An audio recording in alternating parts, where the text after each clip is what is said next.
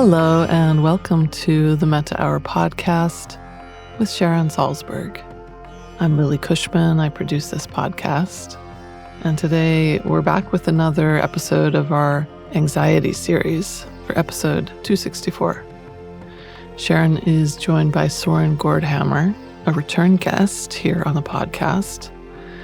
And for this series, Sharon is speaking with a variety of mental health care experts, providers, different researchers, meditation teachers, all to gather some tools so that we can learn to work with anxiety in new ways in increasingly challenging times.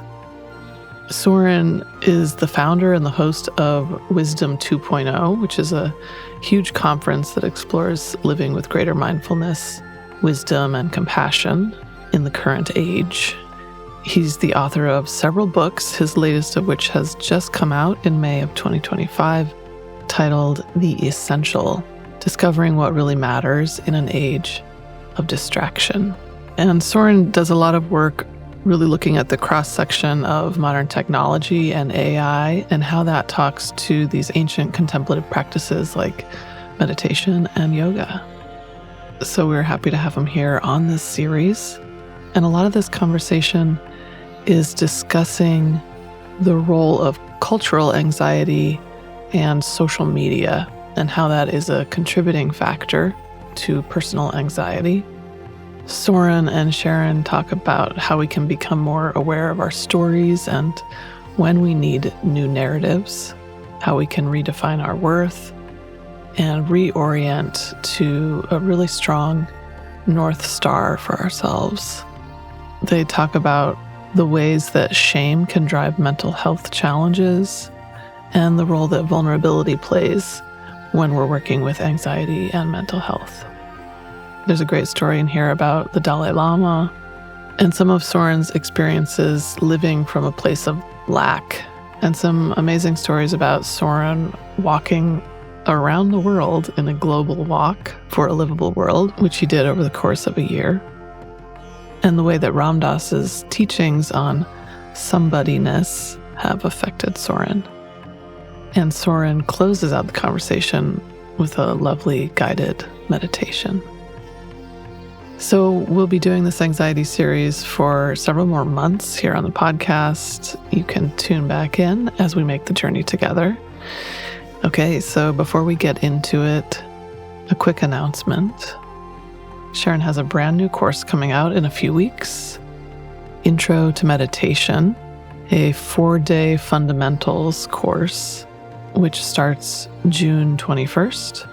And we hope you'll join us. This is a course that's designed both for people who are brand new to meditation, but also anyone who's just looking to refresh the fundamentals. So I know many of you are longtime Sharon students, so this is a great way to go back and refresh your practice. When you sign up, you get 4 flexible lessons, so you can do them with us June 21st through the 4th, or at your own pace with lifetime access. And we're offering this on a sliding scale basis, so anyone can join. There are lots of scholarships, so that money is not a barrier to participating. And we hope you'll join us or recommend this to someone who you think might benefit from starting a meditation practice. Or somebody who maybe used to meditate but has fallen off the horse. This is the perfect offering. So you can head over to SharonSalzberg.com to learn more. Okay, so let's get into episode 264 with our anxiety series, Soren Gordhamer and Sharon Salzberg.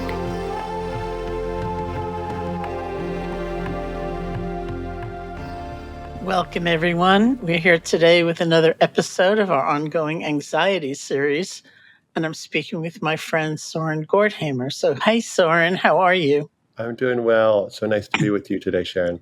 Where are you recording from today? I'm recording from my office, which is in Mill Valley, California, in Marin, just north of San Francisco. All right. Well, thank you so much for being here. It's been a while, actually. The last time you were on this podcast was 2020. That feels like 10 lifetimes ago. Yeah. It feels like we're in a new chapter over the last couple months too. So there's been many chapters from It's 2020 true. to Many eons, 2025. one could say. Yeah. You have a new book that's come out in May of 2025 called The Essential: Discovering What Really Matters in an Age of Distraction. So congratulations on that. Thank you.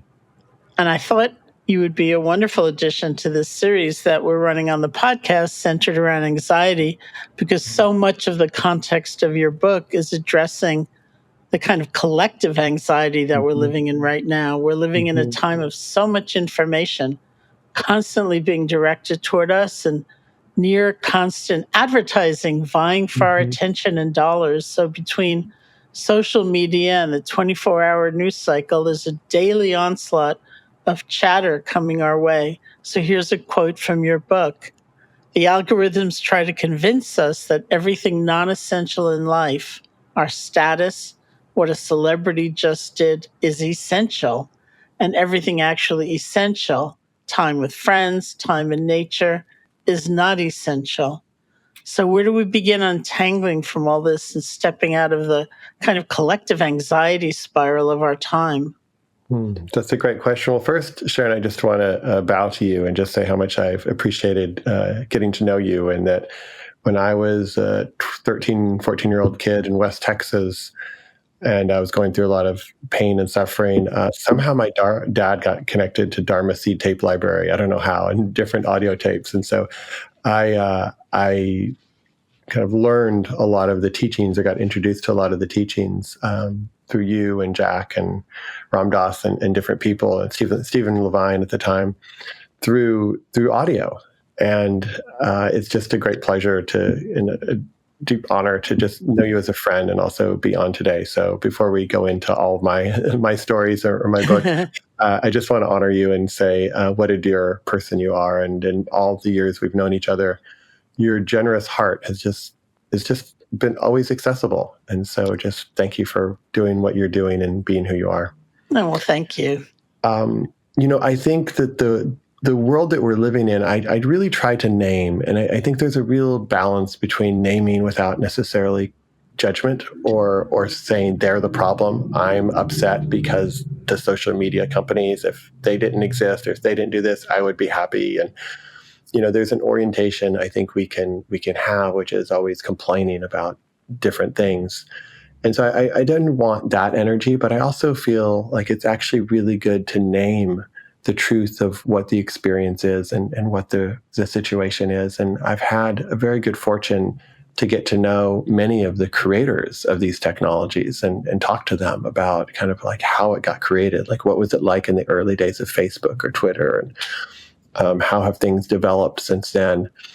And one of the big ways that it has developed, when I was a kid and I watched television, it was just kind of like random commercials to me, and I could kind of predict when those commercials would be. They'd be in the beginning, the middle, and the end. And I knew what a commercial was and what a commercial wasn't. And it wasn't really tailored to me specifically and what it knew about me, because the TV didn't really know anything about me. And then as technology emerged, and as they kind of began to realize, well, there's much more kind of targeted advertising we can do. So what do we know about Soren, and how do we present what we think will be the most compelling ad in front of him? They call it relevant. They're like, we're here to give you relevant ads, but you can call it what you want. It's either relevant, compelling, or potentially addictive. So there's a way in which the data, the content that we're receiving is better and worse. It's better because it maybe relates to our interests, but it's worse because they can target a specific thing that they know will trigger some response to us. So the last thing you want when you're running a social media platform is no triggers. You don't want people to be peaceful and happy. They need to be seeking something, right? They need to be bored or lonely, and you're giving them tastes of how to do that. So how the algorithm works is it figures out. So if whatever keeps you on the platform, Sharon, is the thing that they'll present. So if making you feel unworthy is what helps you stay on the platform, you'll receive content that makes you, that supports you feeling unworthy. If humor is it, you'll receive things that are humor. but it's all based on how to keep your eyeballs on the platform, because they know that's how the system makes money. If you're content and you're not seeking something, that's very dangerous for the companies and also for the algorithm. And I don't know, they're not necessarily evil or bad, but the system is just set up in this way. The system is set up for engagement, and so whatever creates that engagement, they'll keep reinforcing. And I think that just becomes a really, really challenging world, particularly for younger minds, where you're going on a platform and you've got the most advanced AI and the smartest marketers and the smartest psychologists and the smartest engineers all trying to figure out, how do we keep this person engaged? And they're extremely successful in what they do. And so I think part of what we need to do is to find ways, at least part of the day, to disengage so that we can kind of connect back with ourselves, connect back with nature, connect back with friends, and we can go further into how this might happen. Well, it's interesting because the other night I watched the show Saturday Night Seder, which was recorded in 2020 and the beginning of the pandemic as a Seder. And it's very funny and wonderful music and great history and all kinds of things. And suddenly on these different platforms, I'm receiving all these snippets about Saturday. And it was like, how did they know, like... Yeah. It's interesting because in some ways, like the younger generation, when I ask them, like my son or friends, they're like, oh, we don't really care. Like, that doesn't bother us too much. But kind of older generation people are like, hold it, how much do they know about me? And what are they doing with that information? And so everything you've ever liked or clicked or viewed is documented somewhere, right? It's stored. Yeah. And one of the beautiful things that TikTok did, which is kind of amazing, actually, is that on Instagram, they're trying to find your likes through kind of what you like and your followers, and you're doing this whole thing. And then Instagram was like, you know what? You don't even have to tell us what you like. The fact that you spent 2 seconds on that video and 3 seconds on this other video, we know who you are. Wow. And the algorithm becomes the main platform. You just go on and you let the algorithm decide what's helpful versus like who you follow. And it's amazing that the algorithm has gotten so good that it can find things that's just perfect for Sharon. Now, that's not necessarily bad, but if their goals are to keep you locked into their platform, it just means that you're in a really, really big challenge. And I know the people who created the like button years ago, like before there was no like button. And I know the two people who are kind of most well known for creating that like button. And when they came up with the idea, like it wasn't like they were trying to like impact children's mental health at all or anything, or create some like system. But I do think that, it was completely just like, oh, this looks fun and this might increase engagement. Like it was not bad intended at all. The challenge we have, I think, Sharon, is the example that I give is like if you walk through a forest and you're enjoying the forest and there's small trees and big trees and different kinds of plants, and some are this color, some are that color, and you're just amazed at what a beautiful forest this is. Now, if I put a number on every one of those trees and plants, I said, this is a 5, this is a 6, this is rated a 7, this little plant over here is just a 2, your whole experience of that forest would change, because all of a sudden you're seeing separation and you're seeing comparison. And this, I think, is the danger that social media can have if we're not conscious, particularly for younger minds, is all of a sudden everything is rated. Their posts are rated, they're rated, everybody's rated. And so there's this sense, the opposite of spirituality happens. Rather than feeling like together, a part of a forest, you feel like separated and isolated, and you're lower than others and higher than others. And that sense of separation, I think, is really the ailment that I think so much of us are trying to grapple with, which is how do we live a very rich life and engaged and informed and using the platforms, but also not create this sense that there's otherness and that there's better and worse in comparison. Well, it's also that we kind of bow down to someone else's definition of what's best, right? Yeah. So it is that story. It's like I often tell the story about a friend bringing me to see the cherry blossoms blooming in Washington, D.C. And I was standing there thinking, this is so beautiful. All these delicate little pink blossoms. And then my friend said, oh no, it's past the peak. And suddenly I thought, I'm having a bad experience. It's not really so beautiful. So that also reminds me of the section in your book about the stories that others tell about us. Yeah. And then the stories we tell about ourselves. And you say, the real issue isn't that other people put labels on us, it's that we believe those labels. So people put labels on us, on reality, on what's best. And how does this come into play around issues like anxiety or spiritual life in your eyes? Yeah, I think there's this beautiful balance where in order to live in this kind of current world, we need to have resources to pay the rent, to pay for food, for shelter.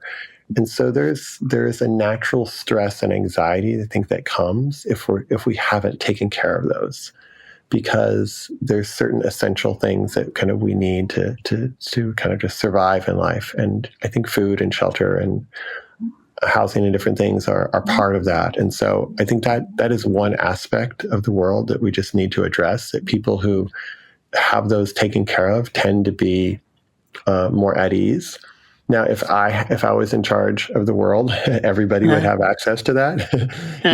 There would be, even where the poorest people would have access to that, and there would be a way of making sure that everyone has healthcare and everybody has food and housing. In the current situation, that's not always the case. So there's that aspect, but there's also the aspect of no matter what we get. And I met some of the wealthiest people in the world. Like, I've met people, you probably have, but in the tech community, like people worth over $100 billion, like not their companies, themselves, like their own bank account is over $100 billion. And you think, wow, this person must be so at ease, right? Like, this person, they have everything. They've proven themselves. They're famous. They've got more money than they could ever think of. And yet it's so interesting. They're not at ease at all. Like, they're anxious. And what are they anxious about? They're anxious about the future. I might lose it, or somebody might beat us, or our new company might emerge, or who knows what, right? Trump might give tariffs on our product. I don't know. There's so much anxiety that comes from it. So while the conditions of our life, like, I want conditions where I have a safe place to live and good food, and I think that's important. There's this other part of the mind, and how much does the mind create anxiety no matter what our life conditions are? And we think, if we can just get these life conditions, my mind will be still. And it turns out, at least from everything that I've seen, that actually isn't the truth. That if we're not working on our mind and understand our mind and seeing how our mind operates, that no new story we can tell ourselves, so I'm a success, or no new conditions, I've got this perfect partner or this perfect kid or whatever the story is, can actually satiate. And so the real work, which is, do we know who we are, regardless of the forms that are showing up in our life, regardless of our life situation? Do we know who we are at an existential level? And can we begin to rest in that and trust in that? And that requires some kind of inner exploration. It requires, I don't think you're going to get that by watching TikTok 5 hours a day, and all of a sudden you're just going to get hit with this realization, like, oh, wow, I understand. Like, I understand the depth of who I really, really am.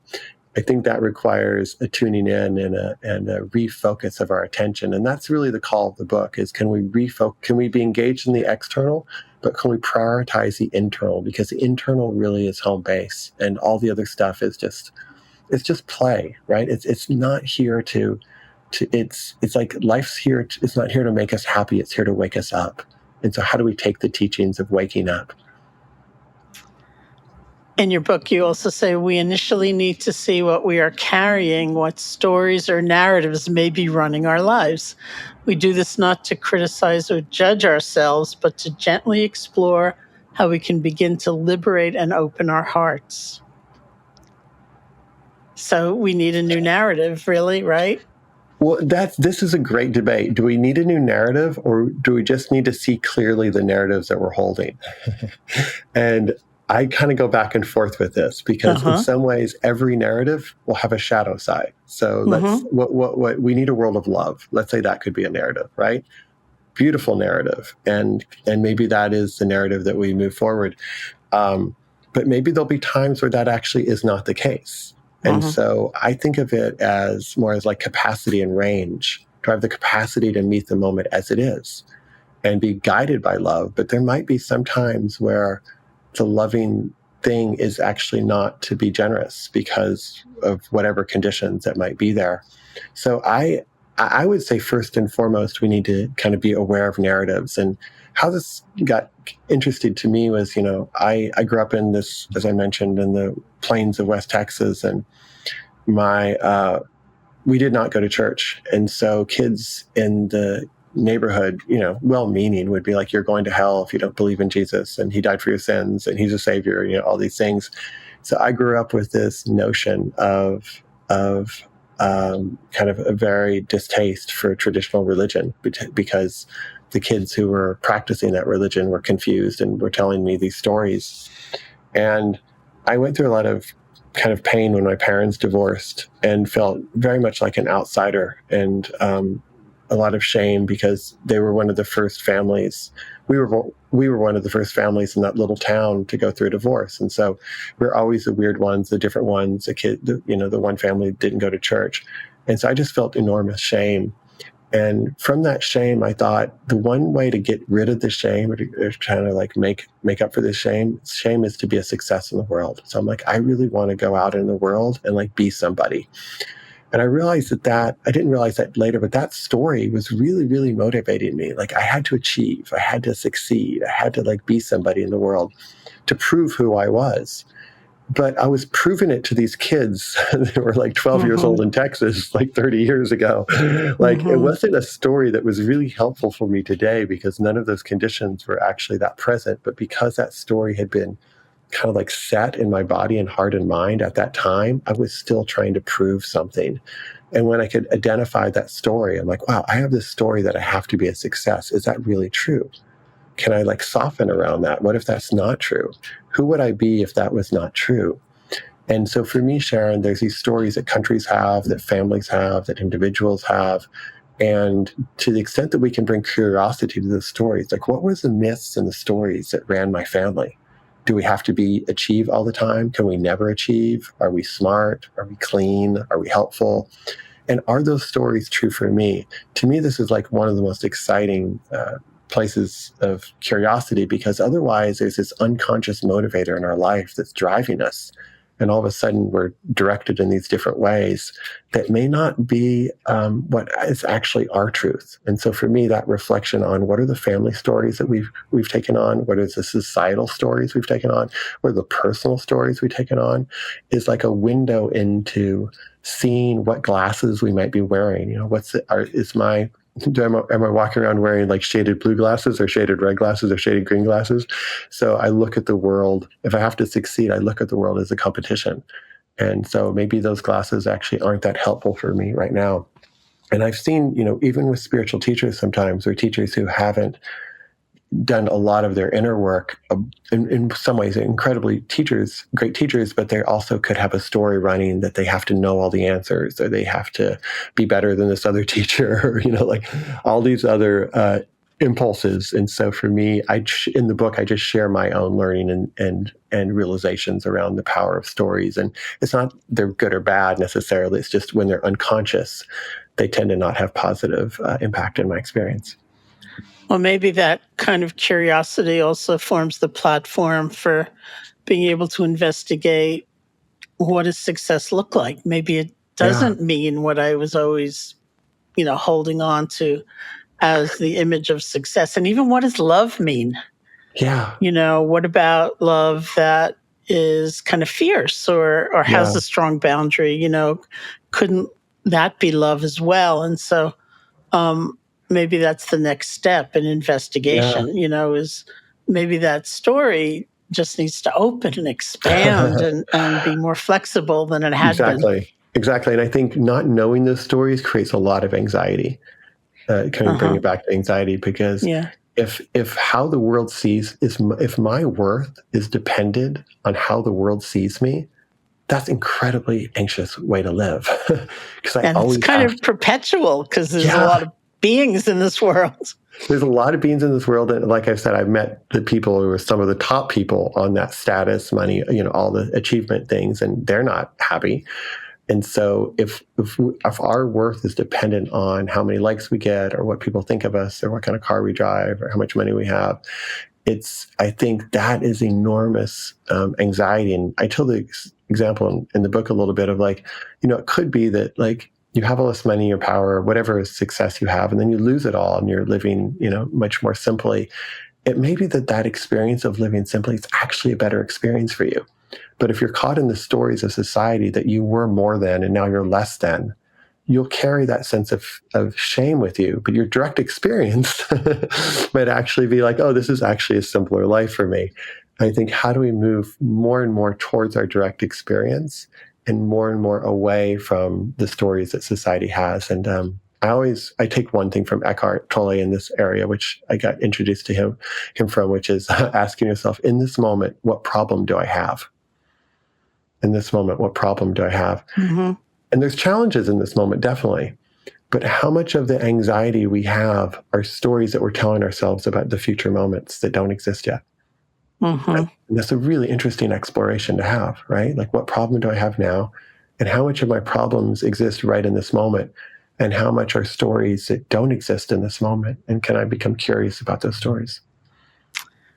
So, in the kind of Dharmic context, we're talking about mindfulness and self-compassion and curiosity, as you say, investigation, and all these various tools we actually could use not to be a better person, but to be free of all these constraints. And I think even the sense, I'd love your thoughts on this, but even the sense that I'm a loving person. Uh-huh. For somebody who's never been seen as a loving person and who's always thought of themselves as less than, it seems like that could be actually a positive story or narrative to believe for a while, right? I know I'm not a horrible person. I'm actually a loving person. And so I could see in ways that's empowering. But I also can see in ways, and then that just becomes another story. And imagine that as a parent, and kids are giving that parent feedback, and the feedback's no, I'm a loving parent. I'm not all these other things that you want to see. And there's a shadow side, right? That people are unwilling to see because it doesn't meet their image of who they think they are. So data that comes in that counters that image, they resist. And that definitely has been true for me at times where I'm oh no, I'm a very kind person, and my son or somebody will give me feedback. And I'm yeah, I'm going to reject that feedback because I have this other story. So I'm curious, I can see they're both could be empowering to think I'm a loving person, but it also is yet another story or a narrative that can have restrictions to it. Well, I don't know that I would frame my story so much as I am a loving person, because that seems a little static, right? And but more, it could be I will find greater happiness through love, or I'm dedicated to being as compassionate as I can, and that may take different forms, and sometimes I will lose it. Because that's the reality of life, something like that. To sort of hold an image of oneself as one kind of person is not a direction I would encourage. Fair. Stephen Levine once said to me, he said, we learn to be loving by watching how unloving we are at times with compassion. And I think maybe that is the direction. I'm practicing love. I'm practicing living from that space, knowing that the path to that is also seeing all the ways in which I may not, but seeing that with compassion. Yeah. Exactly. Because, we may have kind of a North Star in our lives, and, what you can call the central narrative, but by which we are making our decisions or our choices. And sometimes we revamp them. And that's revolutionary. Yeah. To say, I'm going to redefine success. Yeah. And, think about the hours I spend with my kid, or, not doom scrolling or whatever it is. Yeah. There does seem, I know we probably don't want to go too deep in the whole kind of political world, but there is a way for me, how do we harness all the energies that are inside us? but with the right intention. And I think, the Democrats have tended to be, well, we don't want to upset anybody. We want to be careful, make sure everybody's happy with this direction. And there's other leaders who's like, screw that. We're going to just destroy, people will be upset with this. We don't care. But we're just going to forcefully move in a certain direction. And I think for me, I'm like, wow, what if I had access to all those qualities? What if I could actually move forcefully in a certain direction when that was called for in the moment? And if people got really, really upset with me, I was okay with that because I knew the direction that I was going. And I think if we look at society as a whole, and whether you identify yourself as liberal or as conservative listening to this, what are the qualities that you feel like you have to suppress or push away to be in that particular mindset of whatever that view is? And I identify more in the liberal world, and I'm super, super curious what it would be like if I and the people I know could harness, not from an egoic place or from a place of hatred or a place of meanness, but from a place of real passion. And that, to me, is very exciting inquiry. Well, something else you write is about the ways we respond to suffering in life, and that could also mean disappointment or a sense of having failed or something, and how that experience shapes us. And you say, once we experience hurt, often our strategy is to protect ourselves from experiencing that same hurt again.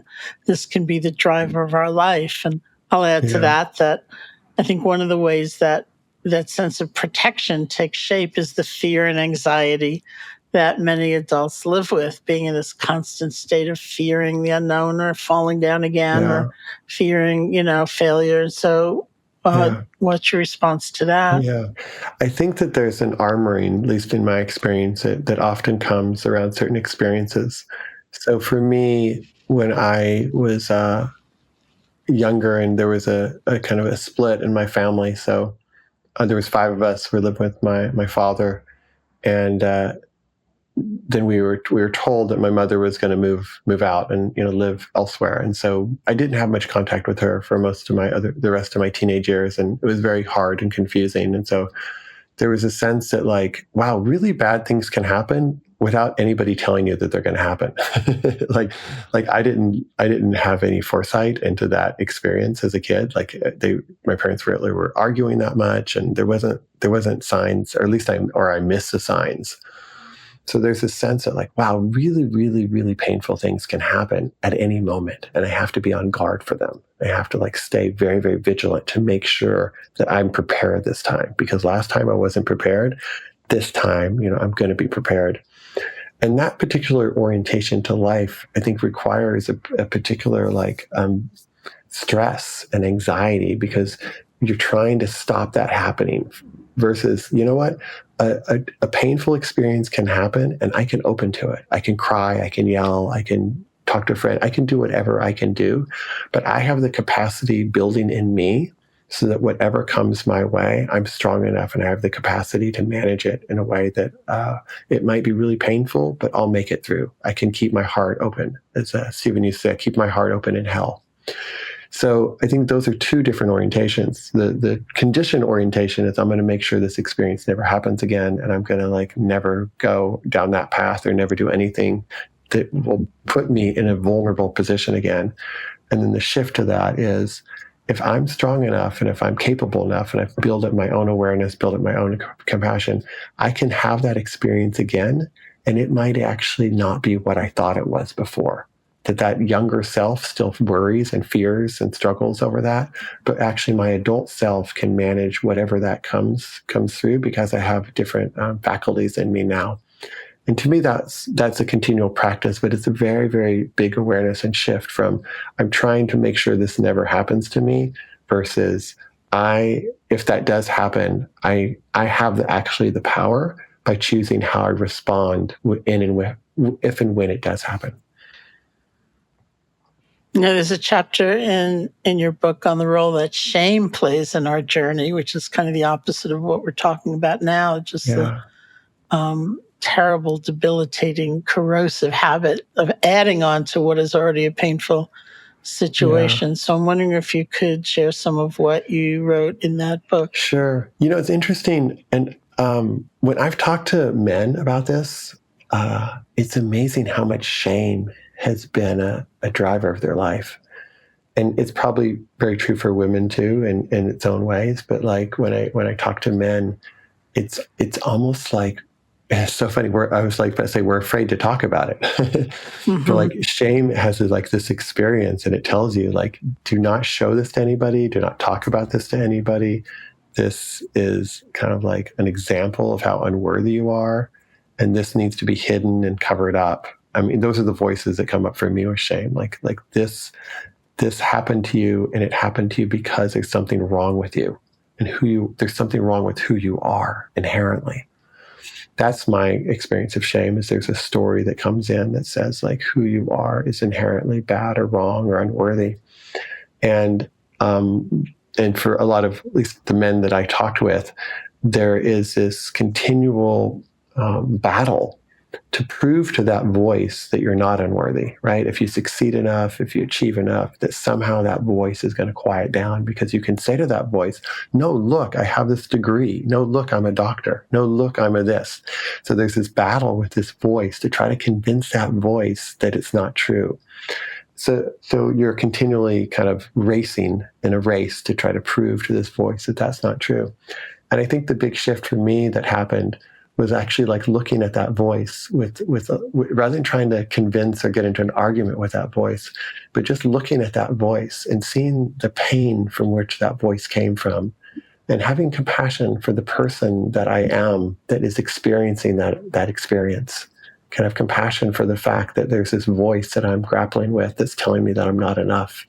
And that voice came from somewhere, probably. It didn't just emerge out of nothing. And that there is a compassion and a love that can be had that really is the path through. And it's both love for myself and compassion for myself, but it's also compassion for the part of me that created that story in the first place. Because that's a survival mechanism to try to create some safety in the world. And when I truly, truly understand that, I wouldn't say I'm free of shame completely, but when I truly, truly understand that, I feel like that weight of shame that I carried for so many years began to dissipate, because I realized that there was nothing actually to grapple with. There was nothing actually to fight. That if I could have compassion for that part of myself, that the voice itself just kind of gave up. Mm-hmm. like trying to fight it or argue with it actually feeds it. And when you can kind of just see it clearly and have compassion, that voice doesn't have the same kind of like ammunition to keep going. And I'm wondering if I had to name one quality that I think drives a lot of us, it's shame. Uh-huh. And Trump's whole thing about being a winner and we're going to make America great, it's like, it's a lot to cover up shame, I think. Like we don't feel unworthy as we are. So we have to now become winners. Yeah. We have to like show ourselves. And it's such a sad reality, because we don't need to do that. Like that's not, it motivates people, it inspires people. But to me, it's a very, very sad way from which to live. Well, it's interesting that, there had been some movement toward people expressing or revealing their vulnerability, and a different definition of leadership almost, which is countering that experience of shame, where we want to hide things and we close down around them, and there's so many secrets and it's all feels awful, and we're just compounding the suffering so much. And so I just find it an interesting juxtaposition, where maybe some people were kind of venturing out into revealing their vulnerability, which also means revealing it to oneself. Yeah. Yeah. And that's the biggest thing, is revealing it to oneself, right? And to be okay with it. And I still go back to this whole piece around capacity and range. Do I have the capacity to be vulnerable when vulnerable is needed? And do I have the capacity to act fiercely when fierceness is needed? Mm-hmm. And so for me, when I look at vulnerability, I'm like, there's definitely times to share that and to reveal that, and there's times to not reveal that. There's times where this information it doesn't feel right, and so I get a little hesitancy where people are like, well, be vulnerable. Like, that's not the point. The point is to be true to who we are. And one of the ways we get caught is to suppress vulnerability. So I definitely believe in like being vulnerable, but I also noticed, at least with some of my friends, where there's like this push to be vulnerable, and I'm like, that's not the right way to do it. We're not better than if we're vulnerable, and not better than if we're not vulnerable. Is just, can we be with the truth of what's happening right now, and then express it or not express it based on what that moment is asking us of us. And so that's my orientation. I was a friend said something recently. I think he's asking me for something, and he's like, "Well, why'd you say no?" I was being vulnerable. I was like, well, you be vulnerable because you want to be vulnerable. Don't be vulnerable as a strategy to get what you want. Right? Like, I was being so vulnerable. I was like, yeah, but that's not really it. Like, just because you're vulnerable doesn't mean like, I was asking for such vulnerability. I'm like, that's sweet, but it can't be a strategy, right? And otherwise, it's just yet another strategy thing we put on. That's so funny. Well, I have some of the same issue with the word authenticity, because sometimes authenticity in some ways for some people just means being outspoken.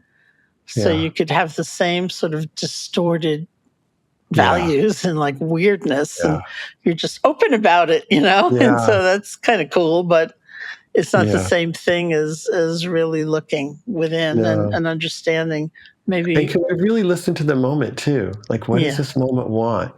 Versus like, well, I'm a vulnerable person, or I'm an authentic person. It's like, that's just a covering up of the moment. Like, actually, can we listen to the moment and like tap into that? And to me, that to me is the most kind of exciting part, because otherwise, like, we have this, there's this conversation about like, do you really want, like, whether it's government efficiency, like being more efficient doing hurtful things is actually not that good. That's right. We don't, efficiency is not the right word to be using, right? Like in the same with whether it's authenticity or vulnerability, beautiful, beautiful qualities in the moment in which that moment calls for that. And really, really distracting or unhelpful qualities if we're trying to put it into a moment that doesn't call for that. And to shift gears a bit, I'm wondering if you could share about an event you write about in the book, which I actually remember very well, the event where you organized the meeting of the Dalai Lama with 25 former prisoners, and what you took away from that. Were you there? Were you at the event? I wasn't there, but I was, our friend, I was, sure. I'm happy to share with that. So that event was with the Dalai Lama, and he was visiting New York City, and the Gear Foundation was hosting him that year, and I was working with the Gear Foundation. And I can't remember whose idea it was. There was Richard Gere's public charity. I can't remember who kind of had the original idea, whether it was Jennifer, who I worked with, or Richard, or somebody else. But there was this idea to bring together former prisoners with the Dalai Lama. And the title of the event was Healing Through Great Difficulty. And what we wanted to explore was, how do we, if we get together people who both often caused a lot of pain and endured a lot of pain, and we look at how do we heal from this pain? How do we heal from the pain that we've either happened to us or that we've caused to another person? And wouldn't it be interesting as we look at rethinking how our justice systems work, which is like mainly punitive, and what would it be like to actually look at a justice system that was healing? And so that was our exploration at the time, was, could there be a justice system where actually people came out of the prison more open-hearted than they came in, versus coming out of the prison more hardened and more angry and more disconnected from themselves and society?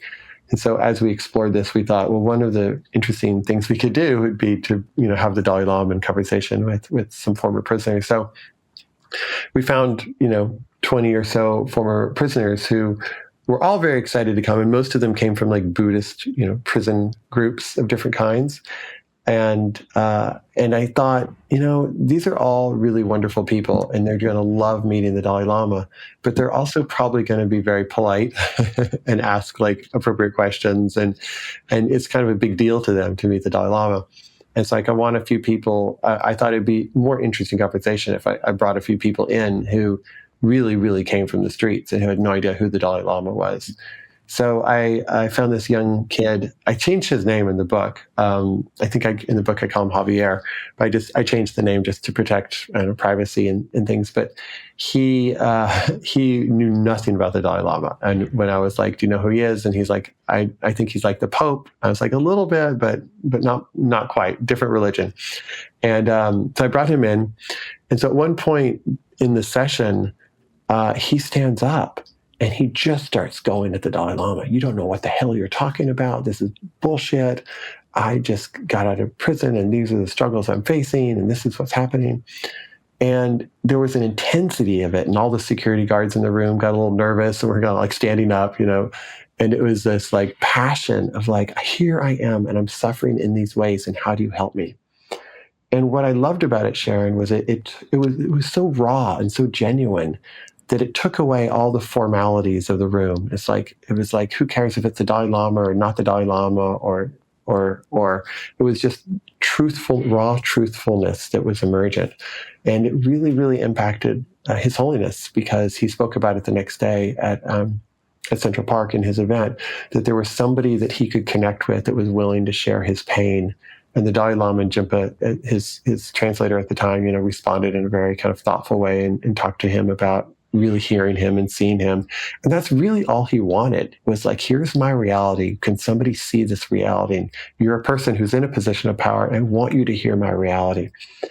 And so part of what I took away was like, wow, when we can drop away some of the stories we have about who this person is and what I can say or not say, and just speak authentically, that's really, really powerful. And we can really just take somebody in and be like, wow, I get your world.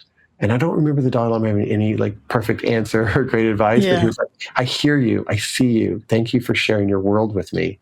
Something happens in those moments that are transformative. That's really amazing.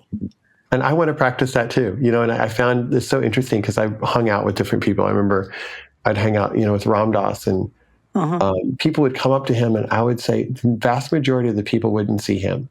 They would see Ram Dass. Right. But there's a person in there, right? There's like Ram Dass would say soul, but whatever you want to call it. There was a person existing beyond that name and beyond that whatever story they have. But they were seeing the name in the story that I can't prove this, but it felt like people were seeing him within this frame, versus like, oh, there's this human being here, versus the stories that I have about this human being. And I do that sometimes with my son. Sometimes I see him as my son, and sometimes that lens just falls away and I just see his eyes, and we're just connected as human beings, versus like these roles that we play in life. Well, the separation, and I believe that to be true, is one of the main causes of our anxiety, this sense of isolation and separation. You're also pointing to one of the ways we feel separate, which is just these projections onto others and holding that image, and ways we can also ease some of that anxiety and separation, which is not exclusively relating in that way. Yeah, and I think there's this way. I don't think it's anybody's fault, but and this is partly goes back a little bit to social media, where we just naturally share the things that are positive, So like 10,000 things happen that's hard in a day. One thing happened that's wonderful. Let's take a picture of ourselves smiling at the wonderful thing and present it. And again, I don't think it's like people aren't trying to do this to hurt people or anything, but we see the best moment of everybody's life often. And so you have these moments, and if you look on, basically what you see is people smiling at the beach in Hawaii because the fight with their kid and their argument with their child, or their argument with their wife or husband, or their depression thoughts that they had earlier that day, or their anxiety. Generally, those aren't shared within that format, because I think people just want to be accepted in the tribe of humanity. And they feel like, well, to be accepted, I have to show something positive. And so I think there's this narrative that happens, that everyone else's life is a lot better than mine. And everyone else has all these great things happening in their life, and look at my miserable life. And so that story, gets reinversed, and the anxiety of, wow, my life wasn't what I thought it was going to be. And how do we hold those thoughts? Like, wow, I thought I was always going to do better. I thought I was going to make more money. I thought I'd be more popular. I thought I'd have more friends. I thought I'd be a higher status.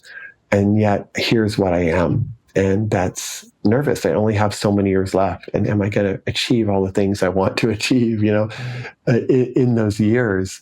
And it comes from a place of lack, Sharon, and this is, I think, such a curious place is, are we living from a place of lack? Or are we living from a place of fullness?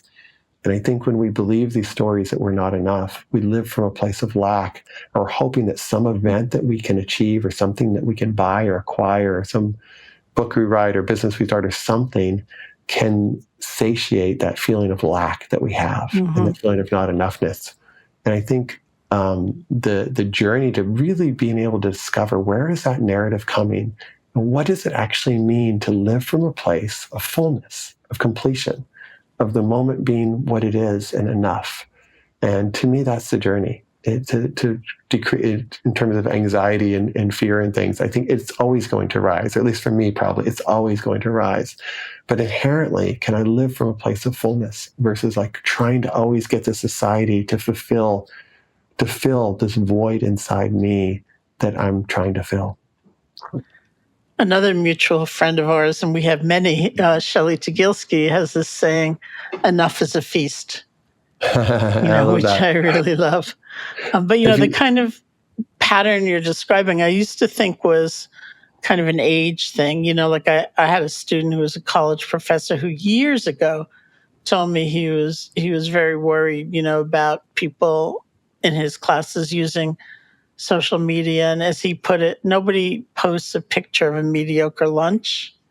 Yeah. And I said, I think that might be an age thing, because like my friends were all posting, like my shoulder hurts, my knee hurts, But now I think it's a question of a permission structure. Yeah. Like, can you, as you've been saying, just be honest and open and caring about the fact that your knee hurts, or you're afraid, or you're anxious, or you didn't have a great lunch, or whatever it is, and that's okay. But are the number of likes that you get going to motivate what you share or don't share? I think that's the question, right? Because it's the likes that I think get in the way of things, because it's like, oh, this got 10 likes, this got 20 likes, this got 100 likes. And so then we naturally will shift or orient our sharing potentially in those dimensions. And I don't know if you've read, did you read Rick Rubin's book on creativity? I think he calls it. No. It's a really interesting book. I really love it. He does not use the word mindfulness or meditation, I think, in the whole book, but it's very much about that. But he talks about living and creating from a place that doesn't need anything from the outcome. And that the best artists, you do something only for yourself. Like it's actually a creation between you and God, or you and the universe. And that you're creating in a way, and whether it gets dislikes or that likes, or it's a bestseller, it's really none of your business. It really isn't. Like your job is to follow the truth of your experience that wants to unfold, and the results of that is up to God. And I think that's the place that I'm increasingly trying to live from, which just means that if I post something and it gets one like, that doesn't matter. Who cares? That's not my business. If something else gets 1,000 likes, one of the things in the opening piece, I don't mention him by name, but it was something that I'd heard from Eckhart Tolle. So Eckhart, when he was younger, he would give a talk, and there was one, I think it was a day-long event he did, and 2 people signed up. And he said that one person then got sick and had to leave. And then there was some other session where somebody got a headache, and it's just him, right? Sitting in his room. You might have had these when you come back from India, where it's just one person there. And to the extent, is that enough? Speaking to one person. And do we know who we are? Do we feel lack or less than when one person comes, or when 20,000 people are in the stadium? Do we change who we are because now we think, oh, look how more important I am, or how less how important I am? And I think there's an intelligence that we can begin to harness inside ourselves, independent of those conditions.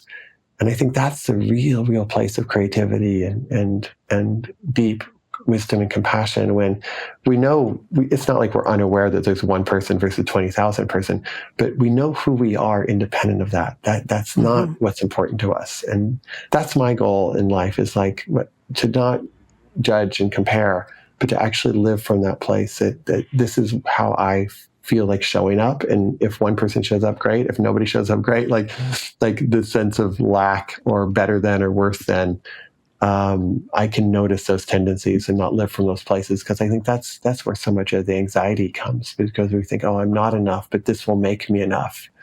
And that's a hard place to live from. That's a very beautiful statement. You're an author with a book coming out. Yeah, but that has nothing to do with me. Whether one person buys it or a million people buy it, right? I think like it has nothing to do with me. And you could say, well, you wrote the book. It's like, no, the universe does everything. The universe does everything. We might be an open channel for a moment at best for that expression to come through, which is beautiful, right? Like somehow the channel opens, and so there's some part of this body. But how did this body get to be the way this body is? It had parents. This body had parents. This mind had parents. Had teachers. It had like you and others. So like, where is it that I can take credit for something? Where is it that I can say like, oh, this was this incredible book written by me and it deserves this thing? Well, who's the me? And even if I say I am a me, this me has been impacted by you, Sharon, and by hundreds of other people. And so can I actually take credit? Does that make sense for me to take credit for it? So I kind of see it as a big dance, and I'm doing my best to realize like life has its own plan, and I just try to do my best. And I'm going to show up for podcasts, and I'm going to do some book stuff and things, like just because it feels right. But inherently, I think that our life needs to come from a deeper place. That's really beautiful and really important. Like this, as an author, like I know that. You're living in the world of commercial priorities if you have a publisher. Yeah. But the idea of success or failure is both arbitrary and also there's a lot of magic there. There is just the unfolding of the universe. Like I can remember I made a friend at a conference like 1 billion years ago. And then my book, Loving Kindness, came out. And by that time, this friend and I had been completely out of touch. And one day she walked into a bookstore and literally my book fell on her head, and we got back in touch. Or teaching with Joseph Goldstein, and somebody said to Joseph, I was working on a cruise and I found your book in the trash and it totally changed my life. And you think, wow, like someone else threw it out, but, look at that. Yeah. No, it's just such an amazing, mysterious unfolding, which we participate or we resist. Yeah. Yeah. And where does the I develop in that world? Where is the sense that this is me or this isn't me? And I think that's kind of curious. Ram Dass would always talk about our somebodyness. And have a chapter when I don't think I mentioned his name, but when I was working with Richard Gere's office, when I initially was there, people would get back to me really, really quickly because, he was very popular at the time in his office and people wanted association with him. And then I left that work and I'd email people and people wouldn't respond nearly as quickly as when I worked for Richard Gere. And I noticed like myself getting frustrated, like I lost my somebodyness. My somebodyness was like so much higher value when I was here, but now I'm less of a somebody. And Ram Dass always used to talk about, he's like, don't try to be somebody trying to be a nobody, because that's just more being a somebody. But just noticing, what is this somebodyness? What are the things that we think add to our somebodyness, and what are the things that detract from our somebodyness? For example, I was an author, but now I have a book. It's a best-selling book, so my somebodyness increases. It was a New York Times bestseller. Now my somebodyness even increases more. It's the number one New York Times. My somebodyness increases even more. Oh, it actually just found out that there was inaccuracies in it. Okay, now it's like, no, my nobodyness increased. It's like there's this constant world, and if we get on that treadmill, it's very, very hard to get off. And so I feel like that's just a really beautiful practice, is just noticing what are the things that we think add to our somebodyness and what are the things that detract from it. And can we find a deeper resting place inside ourselves? So that can play out, as you say, in its own beautiful way that the universe unfolds. And maybe we need failure for some years, and maybe we need success for some years. The universe will figure that out. That's not for us to figure out. But can we kind of play with these notions? And, for me, like if this book goes like gazillion copies or whatever, like, can I just become curious? Like, how does my mind change with that? Who do I think I am now? Or if it never sells any, wow, that's interesting to notice. Like, what are the thoughts I'm starting to carry about myself now that I'm this or I'm not that? And I think that curiosity to me, Sharon, is really the resting place. Because like I said, I've met enough people who have all of those things in spades, and that hasn't made them happy. Like they've started the $100 billion company or whatever. They are the it person of our age. They have all the things, and I like to say no shift in the external can satiate what's unresolved in the internal. No change in the external can satiate what's unresolved in the internal. And so all those external things are beautiful and wonderful and to be celebrated, but they don't necessarily resolve if there's something that still hasn't been resolved in the internal. Well, that's really beautiful, and freedom, because that's it. I mean, even if you are #1 New York Times bestselling author, which I am not, then you start looking at how many weeks was this other book on the list. It's like it's either enough or it's never enough. And who's #2, and how close are they to #1? That's right. Yeah, it's funny because I came thinking if I just could get these life conditions, that would be it, right? Like there's these certain life conditions, and so I grew up like there's these certain life conditions because we didn't really have much money, and there was 5 kids, so we couldn't go on vacations much or really do much. And with other friends I had who had more money, and I thought, if we just had these other conditions, and then I get some of those conditions, and I meet other people with even more of those conditions, and it starts to kind of come realizing that that's inherently unsatisfactory. However, I think there's a little bit of a place that I just want to bring attention to, which is just because it's unsatisfactory doesn't mean that we don't enjoy it or don't follow it, right? So whether you have a lot of money or less money, I would actually prefer, it's like, do you prefer chocolate or vanilla? Like, I can eat both, but I would actually prefer to have more money than less money personally. And I'm going to do things that try to increase the likelihood of more money, not in a way that goes against my natural inclinations or creates extra stress. But I'm going to do things that try to increase the chances of that, because I want to have money that I can share and pass on and do the things I want to do. So will I be unhappy if I don't have any money? I hope not. I hope not. But I also think that there's a real interesting drive to create things that have impact and that do well, and money's a beautiful thing. And if billions of dollars come to you or me, I'm like, oh my God, Sharon, if billions of dollars came to you, I would be thrilled. Like, who better than billions of dollars could go to? So it's not that there's some status thing that's like, if you have money, you're kind of lesser than or whatever, you're attached. Because you can be just as attached to no money as you can be attached to money, right? Like, oh, I'm so spiritual, I don't deal with money. It's like, maybe if it's used, we can harness it and move it in ways that are really beautiful. So I'm pro. I guess I'm. If we discover who we really are and know we live from that place, I'd like to think that if our karma has that money should come to us, that we should welcome it and use that power and that money in really beautiful ways.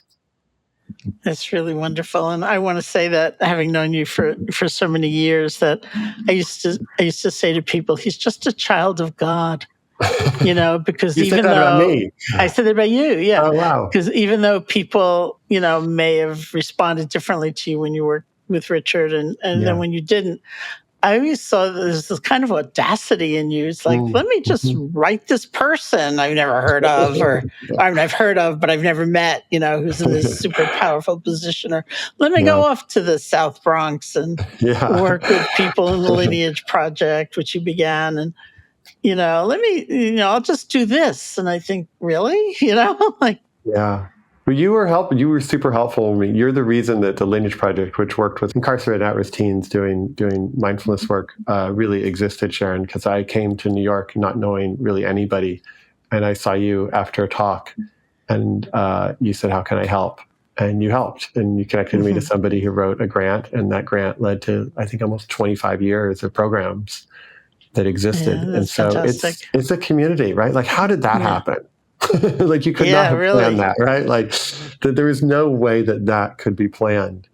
And one of the things that I learned, so I talk a little bit about it in a book, but when I was in college, I was volunteering for this environmental group, and there was a woman from that group who said, I'm leaving, and because I'm going to go and do this world walk, and there's this 3.5-year walk across the planet, and it starts across LA to New York City, and then it goes on from there.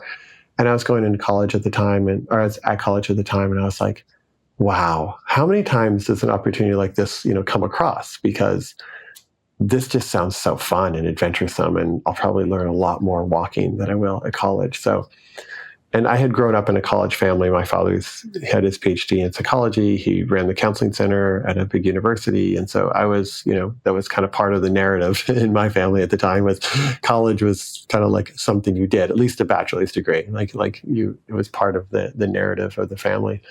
But I was like, no, I'm going to follow this. And so I joined the group and ended up walking through, mainly it was the US, it was Japan, it was Pakistan, and parts of India. And so part of the insight came from that, but part of the insight just came from traveling. But one of the things that I realized, Sharon, was like go into these different cultures, and I realized everybody just makes it up. Like, really just makes it up. Do you eat with a fork? Do you eat with your hands? Do you eat with chopsticks? Is talking loud approved? Is talking quiet approved? Do people stand in line? Do people push their way in line? Do people say thank you? Do you do this or do that? There's nothing really inherent about like that we're born with. Like, we just create shit. Like, we make it up. So the reason that there is a government is because somebody had a thought that there should be a government. The reason that there's roads was because enough people thought there should be roads. The reason that there's police is because somebody thought there should be police, and on and on and on you go, right? Like, everything is it's just made up. And so when I got back from those travels, I was like, if everything is made up, maybe I can make some stuff up too, right? Like maybe I can kind of play and not necessarily have to fit within the normal structures that exist, because those structures that exist only exist because a bunch of people believe they should exist. And if enough people believe something else, different structures will emerge. And so that became my curiosity, was like, can I create things and play in the world and not be caught in the fact that like this, the narrative or the stories of the culture are not really set. They're malleable. And so I've always kind of tried to do things a little bit outside of that, those structures. Yeah. And I would encourage everybody here, everybody listening to this, like, that's not me, that's all of us. Like, if there's something and we're like, well, it doesn't fit in the society yet. Well, that maybe the society needs to change so that can fit. And, people like Trump, love him or hate him, is a master at that, like master at shifting the narrative. And I think that's something worth exploring, which is just because the society maybe isn't ready for it, maybe we should still do it and see if the society can adapt to make room for that. So great. And on a beautiful note to kind of bring this conversation toward its end, I'm hoping that you'll lead us in a practice of some kind to really conclude. Yeah, happy to. I just want to also say, Sharon, I know I said this in the beginning, but, Stephen, one of my main teachers is Stephen Levine, who I got in touch with and Stephen Andrea, I should say, because when I was younger, and as I mentioned, kind of what's going on in my family at the time, and I came in touch with his work around grief and around death. And it made so much sense to me that I was grieving the death of a family unit that I had that was no longer. And so I used to go to death and dying workshops. I was like 20 years old. There's all these people dying, and it just made so much sense to me that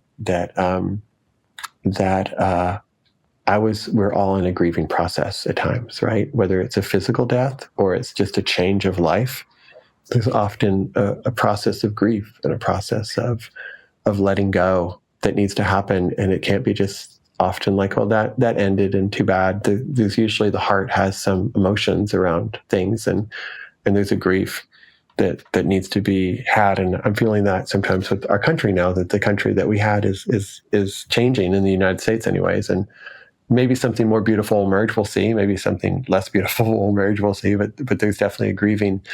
But one of the things that Stephen used to say to me that I remember quite a bit was, he said, you can't know the truth. You can only be the truth. Knowing's too superficial. And I've always been guided by that. Like, can I be the truth? And by being, you can never announce, listen, I'm being the truth, everybody, look at me. Like, that's not being the truth. But there's a quality of practice and of living that I feel is really the offering that we have. And it's not about what we share on social media, and it's not about what we write, books we write or don't write. Are we all living that fullness to who we are, and we're treating the male person or the restaurant person or the whatever person with the same dignity that we would treat the Dalai Lama or treat somebody that we admire? And can we live from that place where we're seeing God, in everybody, or seeing the Buddha in everyone, or seeing Mary in everyone, or whatever the personification is that we have? And one of the things that, when I think of you as somebody who, the truth, but you also be the truth. Mm. And I think those are the people that really, in the end, make the most impact. It's not necessarily people who sell the most books or who have the most social media followers. It's the people who, on a day-to-day basis, are living that beingness without a sense that this is me. It's just like life is unfolding. And just a deep bow to you before I do the practice, Sharon, for being an example of someone for whom, at least in my life, has offered and mirrored that capacity. Thank you so much. It's really beautiful. Thank you. You are a child of God. We can go into it later. And I think that the work that we do on ourselves is so powerful, because if we don't work on ourselves, the capacity to help others is just so limited. And if we do work on ourselves, our capacity to help others is just so expanded. And I think that this world that we're living in, it has, and I'll go into the practice, but just one last thing is, it's so filled with anxiety, in part because we're going through a deep global transformation of some kind that I don't understand, but it feels like there was a chapter and a new chapter is merging. And whenever there's this shift, it's just hard. It just is. It's like moving from one house to another house. It's a transition.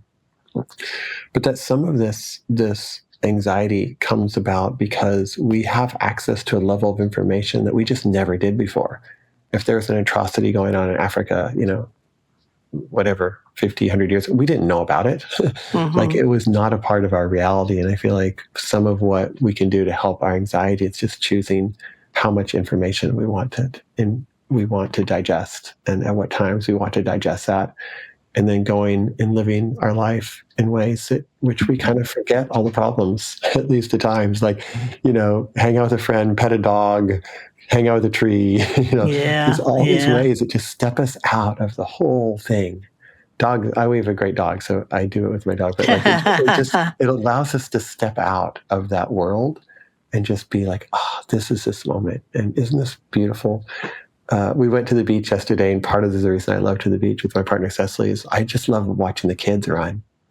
Like, they're just like, the 2-year-olds and 3-year-olds at the beach. They're just like, they have so much joy in them, and they don't care about politics or, anything else. And I was like, can we go walk to the beach? Because I want to go be around that joy that I see in the children at the beach. So I that's what I'll leave us with, is anything we can do to whatever enhances that joy, whether it's a tree or a friend or a dog or a cat or, whatever that is. I think that's the real medicine that we need, because otherwise it's so easy to get weighted down by all the other things. Yeah, thank you. Yeah. So I will lead us in a short practice, and appreciate the offering. And so I'll encourage everyone to sit in a way that expresses both ease and alertness. And if you need to, you can lie down, of course. If you're driving a car, probably good to pull over to the side of the road or a motorcycle or bike. And just see if you can keep your eyes open for a moment and see if you can tap into your inner world in whatever way that you do. I like to focus on my breath, so see if you can take 3 kind of full, natural, easeful breaths.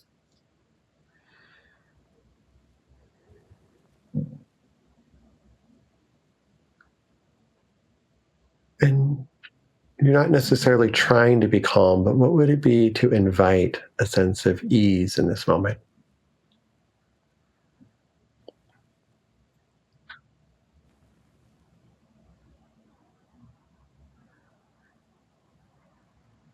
And just noticing whatever thoughts might be present in this moment, whatever body sensations might come into your awareness, any emotions that might be here right now. And to the extent you can, just welcoming everything.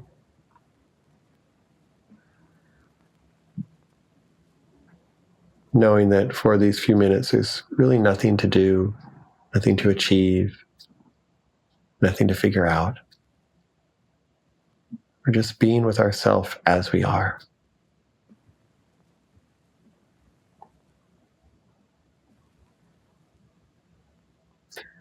And I want you to bring an image, if you can, of yourself as a child. And potentially somewhere between maybe 5 and 12. And just see if an image emerges. And it's okay if it doesn't, but invite an image of yourself between that time when you were very happy.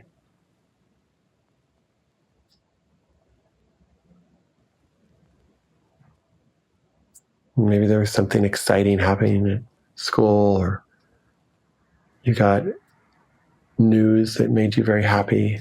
Or there was a friend you were seeing, or a game you were playing in or attending. And if you don't get the image, see if you can just reflect on something at that time that brought you joy and happiness.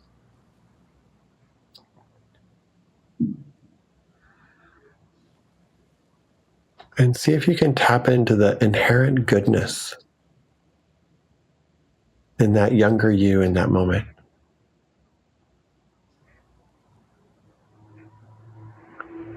You weren't trying to impress anyone. You didn't have any big strategy or life goal, or you weren't trying to fix anything.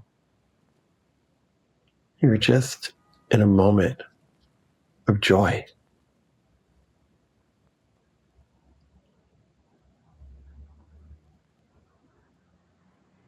And in that joy, there's this inherent goodness in you.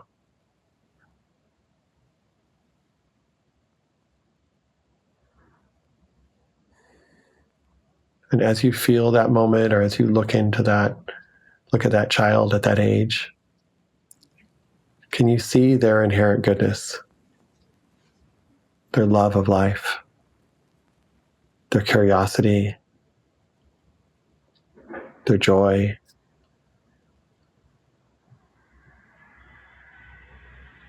Really wasn't anything they learned or you learned.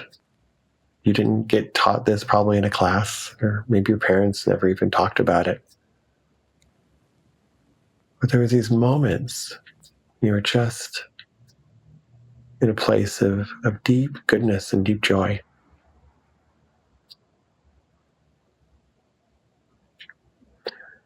And letting that image, that feeling of yourself as a child fade away. And seeing if you can tap into that moment right now, or that quality right now. Deep, deep, deep down, there's this goodness.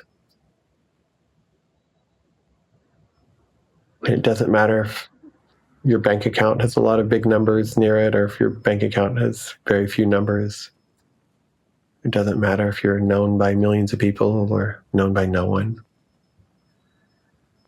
It doesn't matter if you have millions of followers or one follower on social media or other platforms. This is at a different dimension.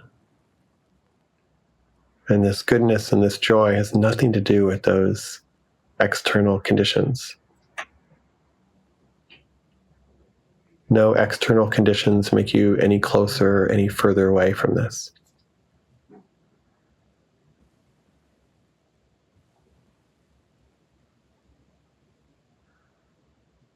And seeing if you can touch that right in this moment now.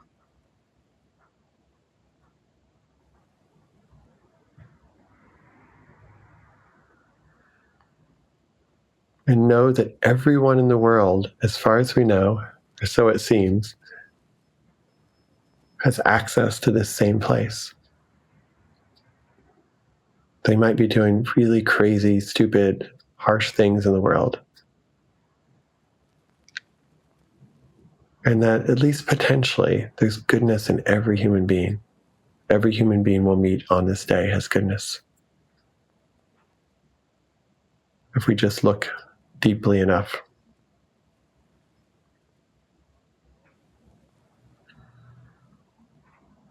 And it doesn't take effort or strategy or figuring anything out. And so as we close this day, my wish for all of us is that we can remember this goodness and that we can see it and help bring it forth in everyone we meet as we move forward in this life. So thank you for your time. Thank you so much for this very beautiful practice and for joining me today. And for all the listeners, if you'd like to get a copy of Soren's new book, which I highly recommend, The Essential, it's available now in all the places books are sold. Thank you. Thank you, Sharon.